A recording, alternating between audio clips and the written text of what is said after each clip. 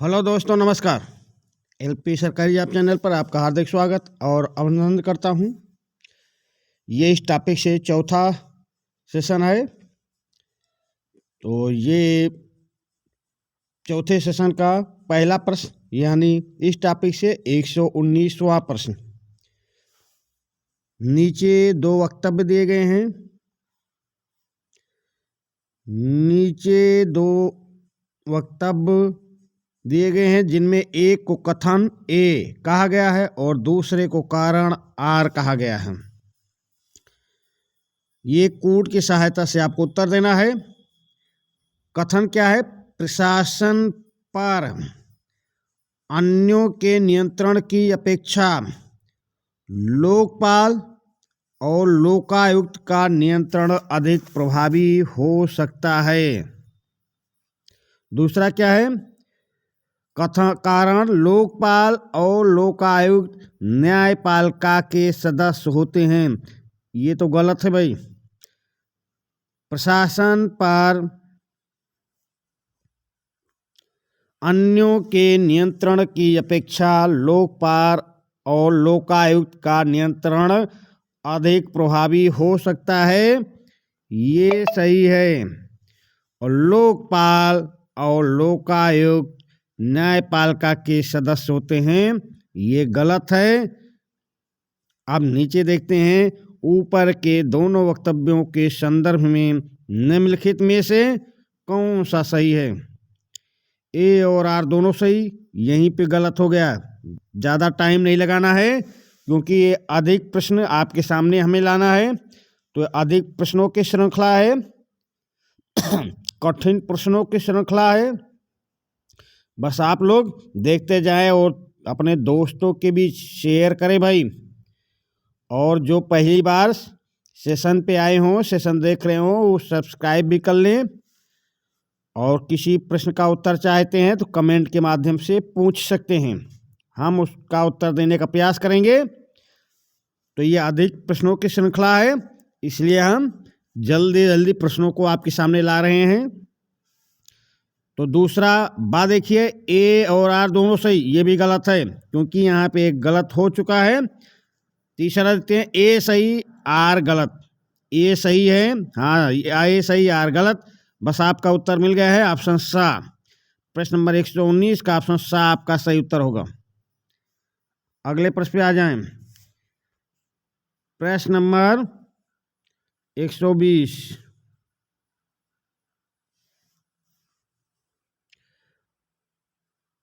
प्रश्न नंबर 120 देख लें।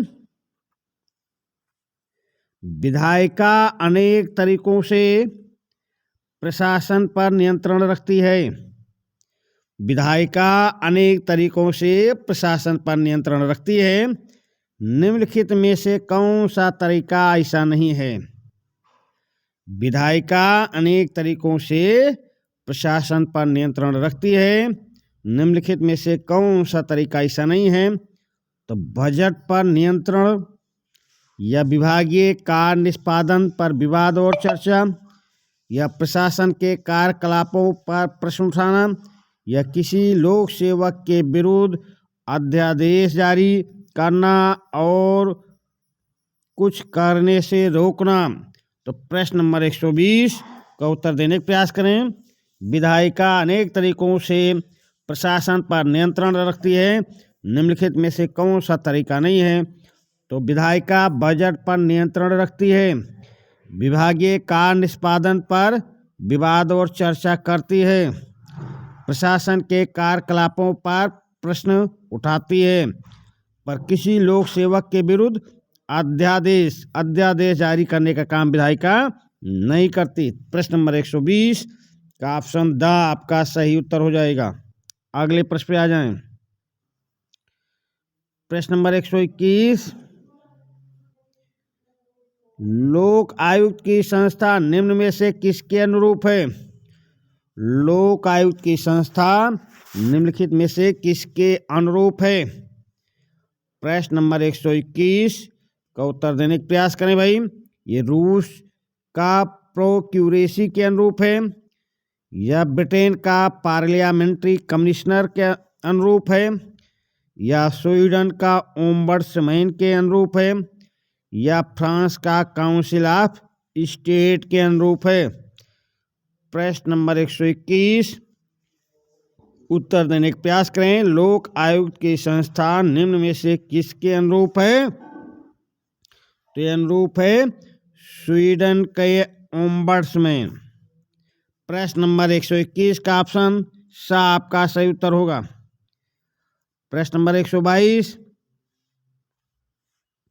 निम्न में से कौन सा व्यवस्थापका द्वारा प्रशासन पर नियंत्रण का साधन नहीं है? निम्नलिखित में से कौन सा व्यवस्थापका द्वारा प्रशासन पर नियंत्रण का साधन नहीं है? ये प्रश्नकाल है, या अध्यक्ष द्वारा भाषण, या काम रोको प्रस्ताव, या कटौती प्रस्ताव। तो भाई विधायिका द्वारा प्रशासन पर नियंत्रण प्रश्नकाल के समय प्रश्न पूछकर हो सकता है, काम रोको प्रस्ताव लाकर भी कर सकती है, कटौती प्रस्ताव भी लाकर कर सकती है, पर अध्यक्ष द्वारा भाषण ये विधायिका द्वारा प्रशासन पर नियंत्रण का साधन नहीं है। तो उत्तर आपका क्या सही हो जाएगा? प्रश्न नंबर 122 का उत्तर ऑप्शन बा सही होगा। अगले प्रश्न पे आ जाएं। प्रश्न नंबर 123 वह लेख जो किसी सार्वजनिक कर्मचारी को ऐसे कार्य को करने का आदेश देता है जो उस अधिकारी के सरकारी दायित्व का ही भाग है, किंतु जिसे वह पूरा करने में असफल रहा हो, क्या को कहते हैं? क्या कहते हैं? उस लेख का नाम बताना है जो किसी सार्वजनिक कर्मचारी को ऐसे कार्य करने का आदेश देता है जो उस अधिकारी के सरकारी दायित्व का ही भाग है, किंतु जिसे वह पूरा करने में असफल रहा है। क्या कहते हैं? बंदी प्रत्यक्षीकरण, या परमादेश, या प्रतिषेध, या अधिकार परीक्षा। भाई प्रश्न नंबर 123 का उत्तर देने का प्रयास करें। तो अगर कोई सार्वजनिक कर्मचारी अपने दायित्व का निर्वहन नहीं कर पाता है तो उसे पूरा करने का आदेश देने का अर्थ है परमादेश। प्रश्न नंबर 123 का ऑप्शन बा आपका सही उत्तर होगा। अगले प्रश्न पे आ जाएं। प्रश्न नंबर 124 भारत के किस प्रधानमंत्री के कार्यकाल में संसद में लोकपाल विधेयक प्रस्तुत किया गया था? भारत के किस प्रधानमंत्री के कार्यकाल में संसद में लोकपाल विधेयक प्रस्तुत किया गया था? जवाहरलाल नेहरू के समय, या लाल बहादुर शास्त्री के समय, या HD देवगौड़ा के समय, या चंद्रशेखर के समय? प्रश्न नंबर 124 का उत्तर देने का प्रयास करें। ये प्रश्न के अकॉर्डिंग बताना है, इन्हीं 4 ऑप्शनों से आपको उत्तर देना है भाई। तो भारत के किस प्रधानमंत्री के कार्यकाल में संसद में लोकपाल विधेयक प्रस्तुत किया गया था? जवाहरलाल नेहरू, लाल बहादुर शास्त्री, HD देवगौड़ा, चंद्रशेखर। तो लोकपाल विधेयक प्रस्तुत किया गया था HD देवगौड़ा के समय। प्रश्न नंबर 124 का ऑप्शन सा आपका सही उत्तर होगा। प्रश्न नंबर 125 सितंबर 1996 में प्रस्तावित लोकपाल विधेयक का लक्षण नहीं है।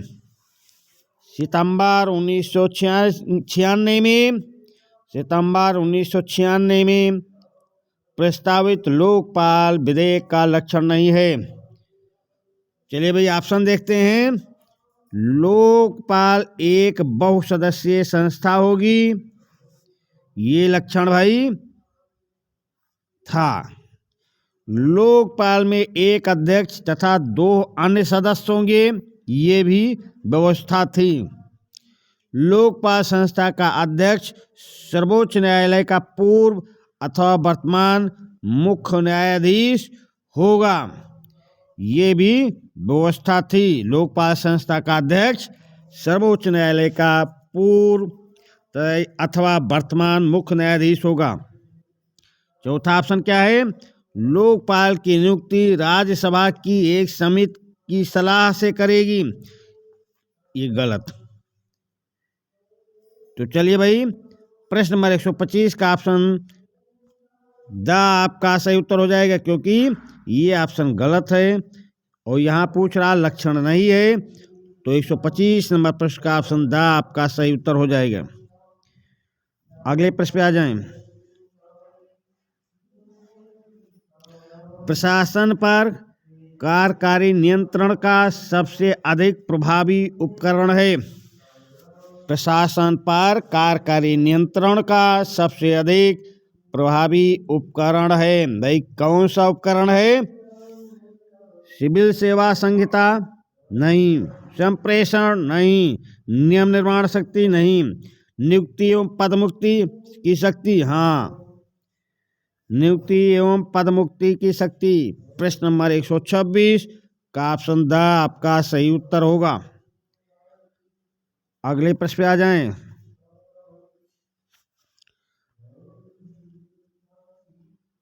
प्रश्न नंबर 127। देखिए भाई, ये मैच करना है।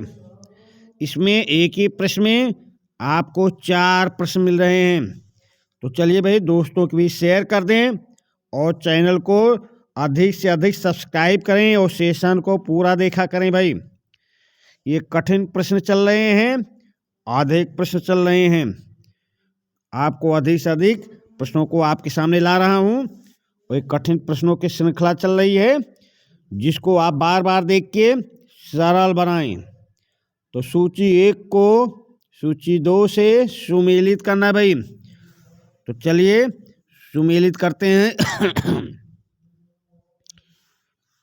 प्रश्न नंबर 127 सुमेलन करना है। ऑप्शन ए परमादेश याचिका, व्यदेश याचिका, उत्प्रेषण याचिका, अधिकार परीक्षा याचिका। किसी कार्य को निषिद्ध करना, किसी अधिकारी को कर्तव्य पूरा करने का निर्देश देना, निर्वाचित पद अथवा अभिधान अधिकार की अनुवीक्षा करना, एक निचले न्यायालय से उच्च अधिकार वाले न्यायालय में किसी मामले का स्थानांतरण करना। चलिए भाई, अब इसको हम मैच करते हैं। अब आप इसका स्क्रीनशॉट लेंगे, इसको बार बार देखेंगे। एक साथ एक प्रश्न में 4 प्रश्न हैं भाई। तो परमादेश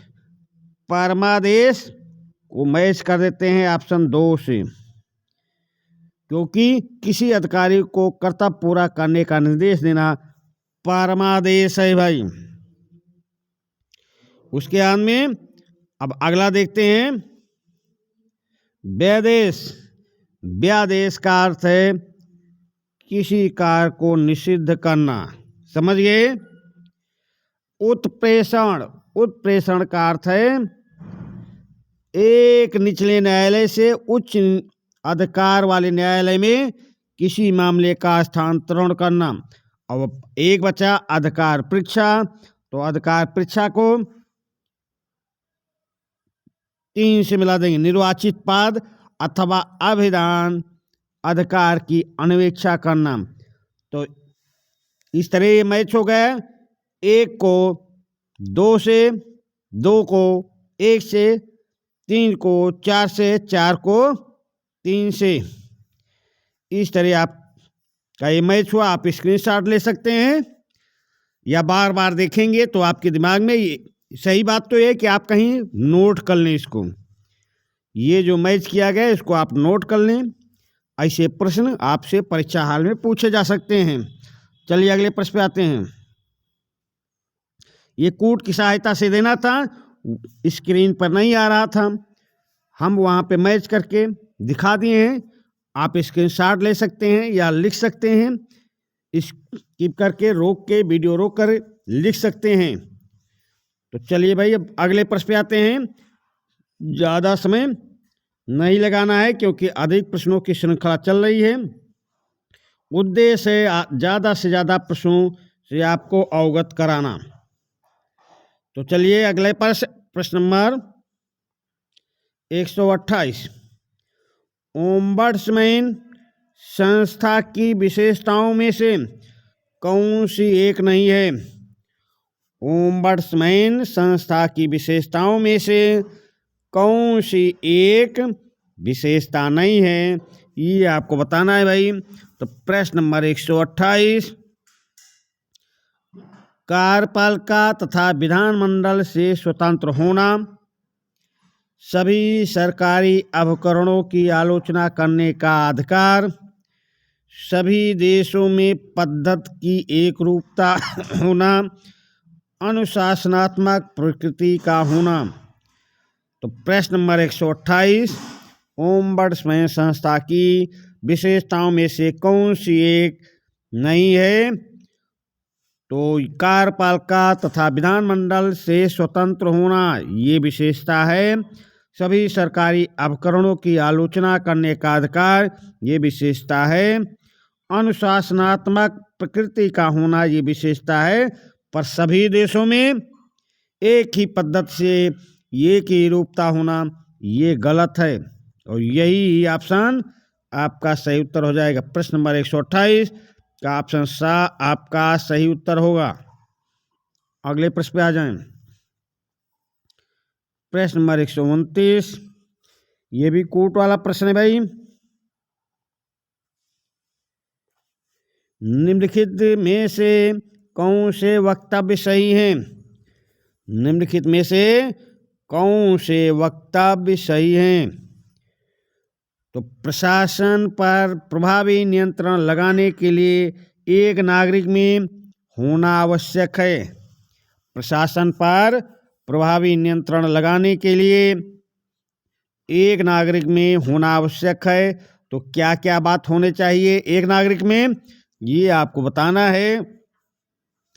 तो शिक्षा का उच्च स्तर हो, उच्च मात्रा में राजनीतिक चेतना हो, सहभागिता के लिए अवसर हो, प्रशासनिक व्यवस्था का कुछ ज्ञान हो। प्रशासन पर प्रभावी नियंत्रण लगाने के लिए एक नागरिक का होना आवश्यक। क्या आवश्यक? तो उच्च शिक्षा का स्तर, उच्च मात्रा में राजनीतिक चेतना, सहभागिता के लिए अवसर, प्रशासनिक व्यवस्था का कुछ ज्ञान। तो भाई क्या इसमें सही है? देखिए, उच्च मात्रा में राजनीतिक चेतना होना आवश्यक है, सहभागिता के लिए अवसर भी होना आवश्यक है, प्रशासनिक व्यवस्था का कुछ ज्ञान भी आवश्यक है। पर शिक्षा का उच्च स्तर ये होना तो चाहिए, पर कोई इतना जरूरी नहीं कि शिक्षा का उच्च स्तर होगा तभी ये नियंत्रण, प्रभावी नियंत्रण लगाया जा सकता है, क्योंकि प्रश्न के अकॉर्डिंग आपको उत्तर देना है। अगर प्रश्न में चारों ऑप्शन दिया रहता तो हम चारों पे लगा सकते थे, पर इसी नीचे दिए गए कूट के प्रयोग से सही उत्तर देना है। तो इसमें एक को आप हटा दीजिए, 2 3 4, 2 3 4 यानी ऑप्शन द। प्रश्न नंबर 129 का ऑप्शन द आपका सही उत्तर है। अगले प्रश्न पे आ जाएं। प्रश्न नंबर 130। निम्नलिखित में से कौन सा एक विधानमंडल द्वारा प्रशासन पर लगाया गया नियंत्रण का एक उपाय नहीं है? निम्नलिखित में से कौन सा एक विधानमंडल द्वारा प्रशासन पर लगाया गया नियंत्रण का एक उपाय नहीं है? प्रश्न पूछना, समिति व्यवस्था, निर्णय पुनर्निरीक्षण, अविश्वास प्रस्ताव। प्रश्न नंबर 130 का उत्तर दे भाई। विधानमंडल द्वारा प्रशासन पर लगाया गया नियंत्रण का एक उपाय नहीं है, तो प्रश्न पूछना उपाय है, समिति व्यवस्था उपाय है, अविश्वास प्रस्ताव उपाय है, निर्णय पुनर्निरीक्षण ये न्यायपालिका से संबंधित है भाई। न्यायपालिका से संबंधित है। तो ये नहीं है और यही ऑप्शन आपका उत्तर हो जाएगा। ऑप्शन सा आपका सही उत्तर होगा। प्रश्न नंबर 130 का ऑप्शन सा आपका सही उत्तर है। अगले प्रश्न पे आ जाएं। अवैध रूप से निरुद्ध किए गए व्यक्ति को मुक्त कराने के लिए उपयुक्त न्यायिक अधिकारी द्वारा निम्नलिखित में से कौन सी रिट जारी की जाती है? प्रश्न नंबर 131 अवैध रूप से निरुद्ध किए गए व्यक्ति को मुक्त कराने के लिए उपयुक्त न्यायिक अधिकारी द्वारा निम्नलिखित में से कौन सी रिट जारी की जाती है? तो ये सीधा हम चलिए अधिकार परीक्षा या परमादेश या उत्प्रेषण या बंदी प्रत्यक्षीकरण, हम सीधा उत्तर पे आते हैं। ये इस रेट का नाम है बंदी प्रत्यक्षीकरण।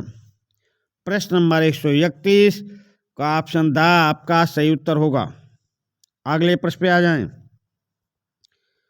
प्रश्न नंबर 132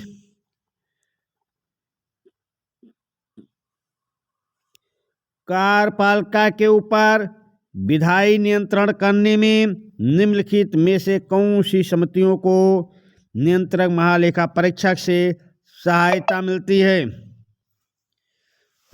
कार्यपालिका के ऊपर विधायी नियंत्रण करने में निम्नलिखित में से कौन सी समितियों को नियंत्रक महालेखा परीक्षक से सहायता मिलती है? एक कूट की सहायता से आपको उत्तर देना रहेगा। तो लोक लेखा समिति या विशेषाधिकार समिति या प्राकलन समिति या उपक्रम समिति, लोक उपक्रम समिति। चलिए भाई, 4 समितियां दी गई हैं। इन चारों समितियों में से कौन सी समितियां हैं जो नियंत्रक महालेखा परीक्षक से सहायता मिलती है, देती हैं या पाती हैं? तो चलिए भाई उत्तर देने का प्रयास करें। प्रश्न नंबर 132 का उत्तर दें। तो ये लेख तो हो गई लोक लेखा समिति, लोक लेखा समिति, और दूसरी हो गई लोक उपक्रम समिति। लोक लेखा समिति और लोक उपक्रम समिति ये नियंत्रक महालेखा परीक्षक से सहायता मिलती है इनको, लोक लेखा समिति और लोक उपक्रम समिति को। 1 और 4 किसमें है? 1, 4 ये है। यानी प्रश्न नंबर 132 का ऑप्शन आ आपका सही उत्तर हो जाएगा। अगले प्रश्न पे आ जाएं। प्रश्न नंबर 133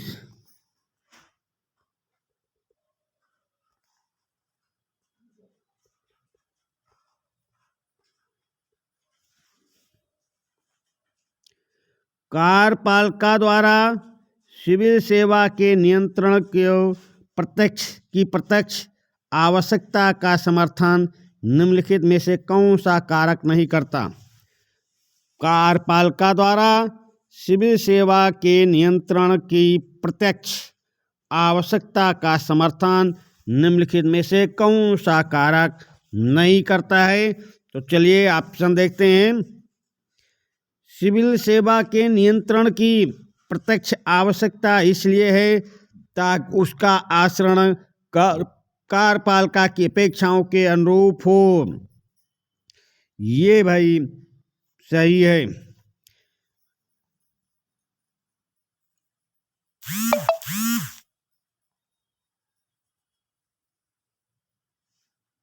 ये ऑप्शन आ ऑप्शन सही है, क्योंकि सिविल सेवा के नियंत्रण की प्रत्यक्ष आवश्यकता इसलिए है ताकि उसका आचरण कार्यपालिका की अपेक्षा के अनुरूप हो।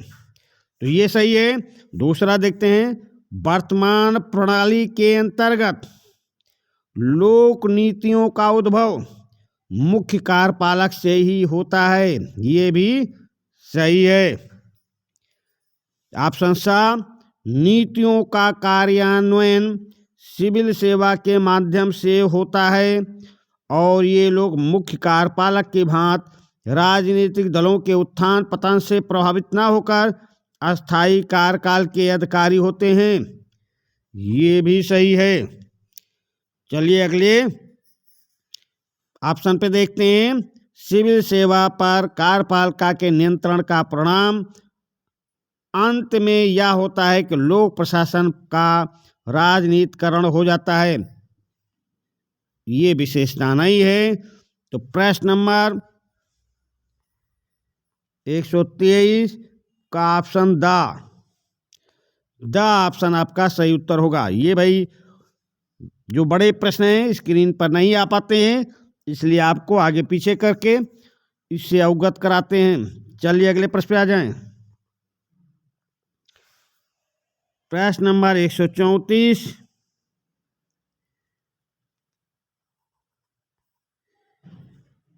प्रश्न नंबर 134। निम्नलिखित में से कौन सा कथन सही नहीं है? निम्नलिखित में से कौन सा कथन सही नहीं है, ये आपको उत्तर देना है। ऑप्शन चलो देखते हैं भाई। प्रशासन पर संसदीय नियंत्रण स्वभावतः ही कमजोर और सातत्यहीन होता है।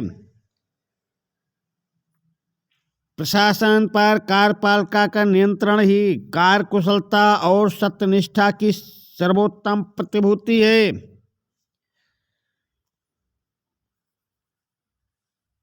प्रशासन पर न्यायिक नियंत्रण में कोई परस्पर व्याघात नहीं है। जनता की शिकायतों को दूर करने को प्रशासन पर कोई नियंत्रण नहीं माना जा सकता है। जनता की शिकायतों को दूर करने को प्रशासन पर कोई नियंत्रण नहीं माना जा सकता। तो प्रश्न नंबर 134 में ऑप्शन द ही आपका सही उत्तर होगा।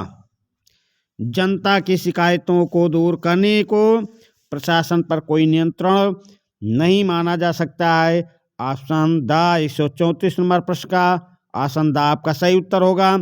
साथ देखें, प्रशासन पर न्यायिक नियंत्रण में कोई परस्पर व्याघात नहीं होता, गलत।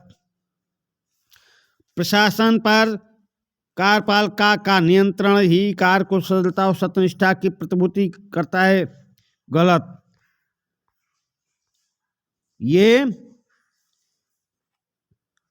निम्नलिखित में से कौन सा कथन सही नहीं है? तो प्रशासन पर संसदीय नियंत्रण स्वभावतः ही कमजोर और सातत्यहीन होता है। ये सही यहाँ पे नहीं पूछा गया है, तो ये सही है भाई। अगला देखते हैं। प्रशासन पर कार्यपालिका का नियंत्रण ही कार्यकुशलता और सत्यनिष्ठा की सर्वोत्तम प्रतिभूति है। ये भी सही है, ये भी सही है। प्रशासन पर न्यायिक नियंत्रण में कोई परस्पर व्याघात नहीं होता, ये भी सही है। और जनता की शिकायतों को दूर करने के वो प्रशासन को कोई नियंत्रण नहीं माना जा सकता, तो ये नियंत्रण माना जा सकता है। और यही ऑप्शन गलत है, यही ऑप्शन आपका सही उत्तर हो जाएगा। चलिए अगले प्रश्न पे आ जाएं भाई। प्रश्न नंबर 135। निम्नलिखित में से कौन सा प्रशासन पर कार्यपालिका के नियंत्रण का सबसे अधिक प्रभावशाली साधन है? निम्नलिखित में से कौन सा प्रशासन पर कार्यपालिका के नियंत्रण का सबसे अधिक प्रभावी साधन है? तो शीर्ष अधिकारियों की नियुक्ति और हटाया जाना, या अधीनस्थ विधायन, या वित्त प्रशासन, या राजनीतिक चेतना। तो भाई प्रशासन पर कार्यपालिका के नियंत्रण का सबसे अधिक प्रभावी साधन क्या है? शीर्ष अधिकारियों की नियुक्ति और हटाया जाना। प्रश्न नंबर 135 का ऑप्शन आपका सही उत्तर है। अगले प्रश्न पे आते हैं भाई। प्रश्न नंबर 136 कूट वाले प्रश्न है भाई। चलो देखते हैं। लोक प्रशासन पर कार्यपालिका के नियंत्रण की प्रभाविता निम्नलिखित में से किन किन पर आश्रित है? लोक प्रशासन पर कार्यपालिका के नियंत्रण की प्रभाविता निम्नलिखित में से किन किन पर आश्रित है? सिविल सेवकों और मंत्रियों के बीच संबंध, या मंत्रियों के अनुभव और योग्यताएं, या देश में विद्यमान राजनीतिक प्रणाली का स्वरूप, या सिविल सेवकों की संवैधानिक स्थिति। कोड के माध्यम से आपको उत्तर देना है। प्रश्न नंबर 136, लोक प्रशासन पर कार्यपालिका के नियंत्रण की प्रभाविता निम्नलिखित में से किन किन पर आश्रित है? तो चलिए भाई, कोड की सहायता से आपको उत्तर देना है। तो सिविल सेवकों और मंत्रियों के बीच संबंध, ये भाई इस पर आधारित नहीं है। प्रश्न नंबर 136 देख रहे हैं। मंत्रियों के अनुभव और योग्यताएं, इस पर आधारित है, इस पर आश्रित है कि मंत्रियों के क्या अनुभव और योग्यताएं हैं।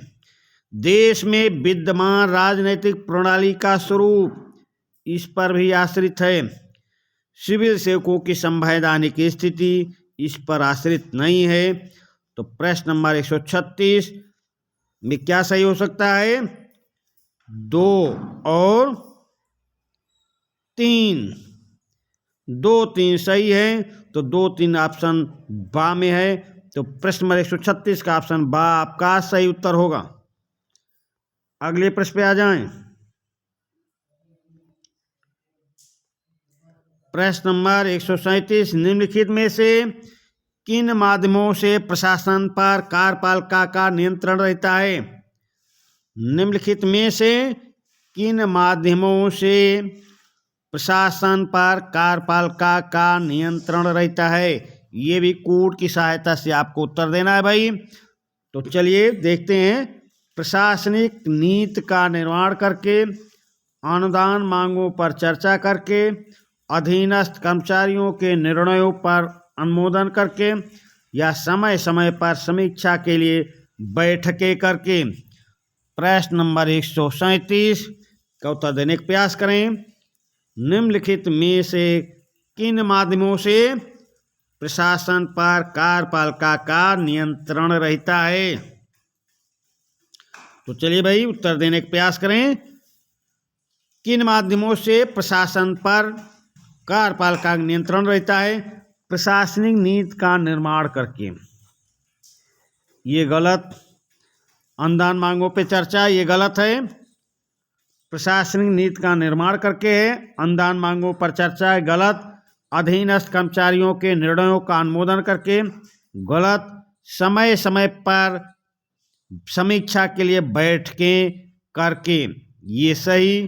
तो 1 और 4 सही, यानी कि ऑप्शन द आपका सही उत्तर होगा। अगले प्रश्न पे आ जाएं। प्रश्न नंबर 138, प्रशासन पर न्यायिक नियंत्रण का आरंभ निम्नलिखित में से किससे हुआ? प्रशासन पर न्यायिक नियंत्रण का आरंभ निम्नलिखित में से किससे हुआ? न्यायिक परपाटियों से, प्रशासनिक आदेशों से, विधायिकाकृत अधिनियमों से, या विधि के शासन से। प्रश्न नंबर 138, प्रशासन पर न्यायिक नियंत्रण का आरंभ निम्नलिखित में से किससे प्रारंभ हुआ? तो ये न्यायिक नियंत्रण का प्रारंभ हुआ विधि के शासन से भाई। प्रशासन पर न्यायिक नियंत्रण का आरंभ विधि के शासन से हुआ। प्रश्न नंबर 138 का ऑप्शन द आपका सही उत्तर होगा। अगले प्रश्न पे आ जाएं।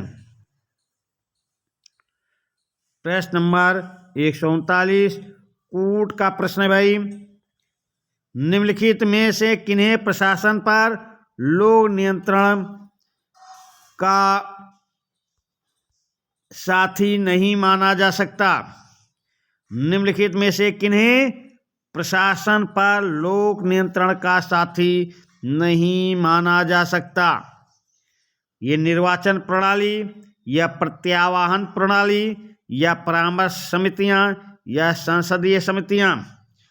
प्रश्न नंबर 139 का उत्तर देने का प्रयास करें। निम्नलिखित में से किन्हें प्रशासन पर लोक नियंत्रण का साथी नहीं माना जा सकता?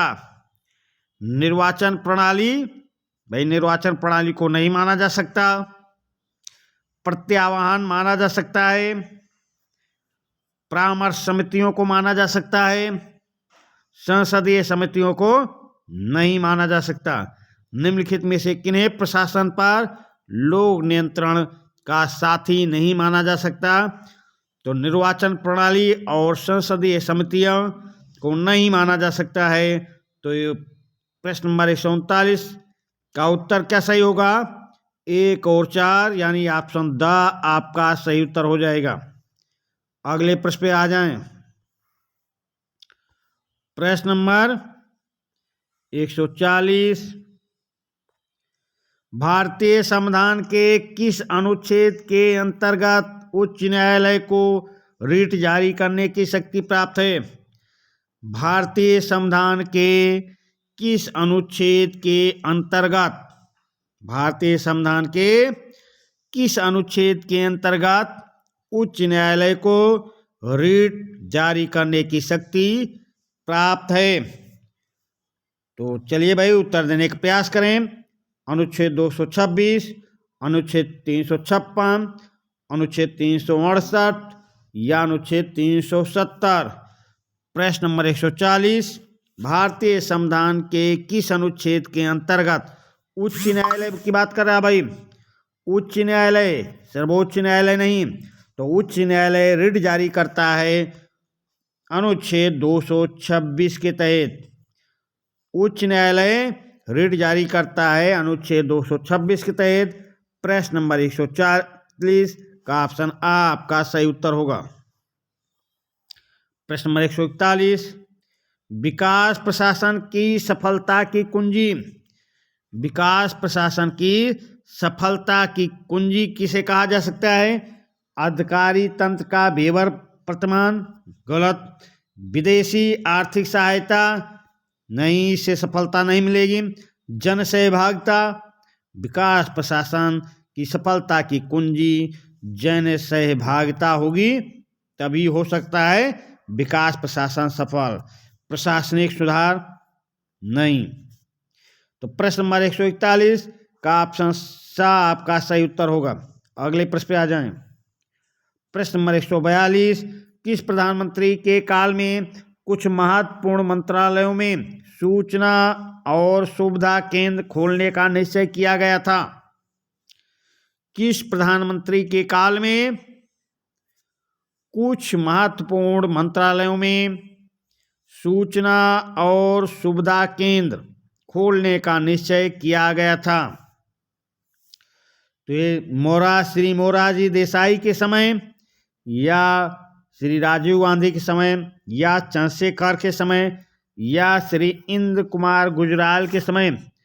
प्रश्न नंबर 142 का उत्तर देने का प्रयास करें भाई। किस प्रधानमंत्री के काल में कुछ महत्वपूर्ण मंत्रालयों में सूचना और सुविधा केंद्र खोलने का निश्चय किया गया? तो वो प्रधानमंत्री का कार्यकाल था श्री इंद्र कुमार गुजराल। प्रश्न नंबर 142 का ऑप्शन द आपका सही उत्तर होगा। अगले प्रश्न पे आ जाएं। नीचे से ऊपर की ओर शासन का प्रमुख लक्षण है।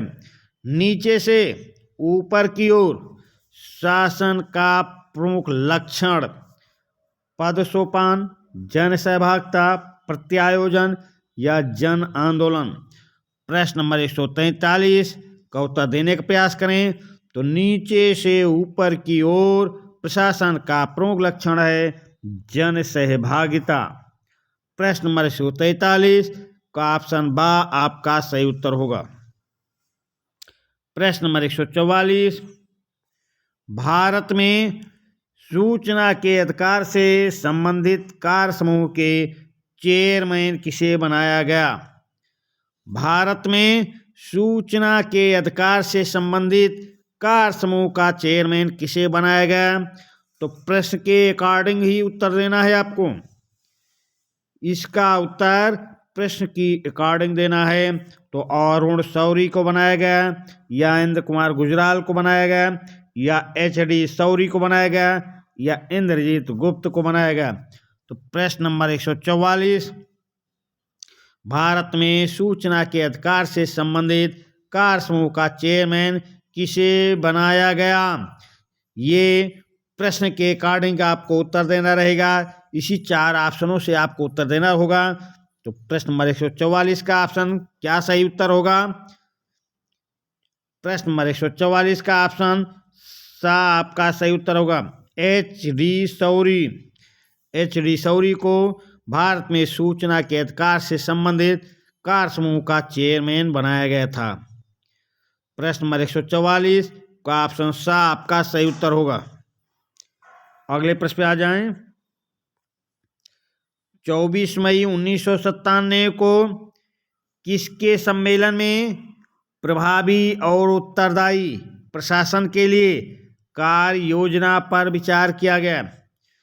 24 मई 1997 को किसके सम्मेलन में प्रभावी और उत्तरदायी प्रशासन के लिए कार्य योजना पर विचार किया गया? तो चलिए भाई, राज्यपालों का सम्मेलन था, या मुख्यमंत्रियों का सम्मेलन था, या मुख्य सचिवों का सम्मेलन था, या जिला कलेक्टरों का सम्मेलन था?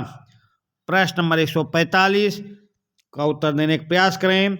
24 मई 1997 को किसके सम्मेलन में प्रभावी और उत्तरदायी प्रशासन के लिए कार्य योजना पर विचार किया गया? तो ये था मुख्यमंत्रियों का सम्मेलन भाई। प्रश्न नंबर 145 का ऑप्शन बा आपका सही उत्तर होगा। प्रश्न नंबर 146, ब्रिटेन के किस प्रधानमंत्री ने 1991 में नागरिक चार्टर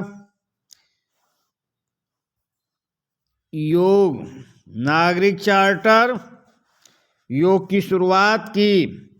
ब्रिटेन में किस प्रधानमंत्री ने 1991 में नागरिक चार्टर योजना की शुरुआत की भाई? प्रश्न नंबर 146, ब्रिटेन के किस प्रधानमंत्री ने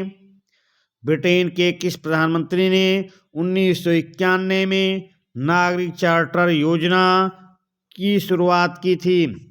नागरिक चार्टर योजना की शुरुआत करने वाले प्रधानमंत्री का नाम आपको बताना है। प्रश्न नंबर 146, चलिए ऑप्शन देखते हैं। ये जॉन मेजर थे प्रधानमंत्री, या टोनी ब्लेयर, या मार्गरेट थैचर, या हेराल्ड विल्सन? तो नागरिक चार्टर योजना की शुरुआत किस प्रधानमंत्री के कार्यकाल में शुरू की गई? तो प्रधानमंत्री जॉन मेजर के कार्यकाल में, यानी प्रश्न नंबर 146 का ऑप्शन आ आपका सही उत्तर होगा। अगले प्रश्न पे आ जाएं। प्रश्न नंबर 147, नागरिक चार्टर योजना निम्नांकित पर ध्यान केंद्रित करती है? नागरिक चार्टर योजना प्रश्न में कुछ दिक्कत है भाई, देखते हैं क्या है। नागरिक चार्टर योजना निम्नांकित पर ध्यान केंद्रित नहीं करती। नहीं भाई है, नागरिक चार्टर योजना निम्नलिखित पर ध्यान केंद्रित नहीं करती। इस तरह प्रश्न है भाई, ये प्रश्न में दिक्कत है। नागरिक चार्टर योजना निम्नांकित पर ध्यान केंद्रित नहीं करती। उच्च गुणवत्ता पर ध्यान नहीं केंद्रित करती, या प्राधिकार पर ध्यान नहीं केंद्रित करती, या मूल्य पर, या चयन विकल्प पर? प्रश्न नंबर 147 का उत्तर देने का प्रयास करें। नागरिक चार्टर योजना निम्नांकित पर ध्यान केंद्रित नहीं करती, तो उच्च गुणवत्ता पर करती है, मूल्य पर करती है, चयन विकल्प पर करती है, पर प्राधिकार पे नहीं करती।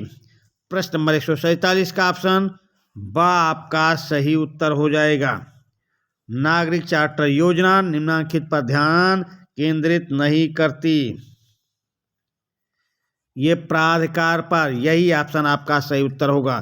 चलिए अगले प्रश्न पे आते हैं। प्रश्न नंबर 148, नागरिक चार्टर योजना को सर्वप्रथम लागू करने वाला देश।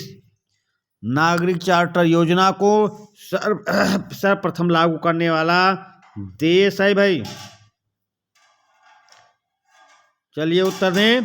नागरिक चार्टर योजना को सर्वप्रथम लागू करने वाला देश है, ये फ्रांस है या ब्रिटेन या भारत या जर्मनी। तो प्रश्न नंबर 148, अभी अभी बताया जॉन मेजर ने इंग्लैंड में, ब्रिटेन में नागरिक चार्टर योजना की शुरुआत की। तो प्रश्न नंबर 148 का ऑप्शन बा आपका सही उत्तर हो जाएगा।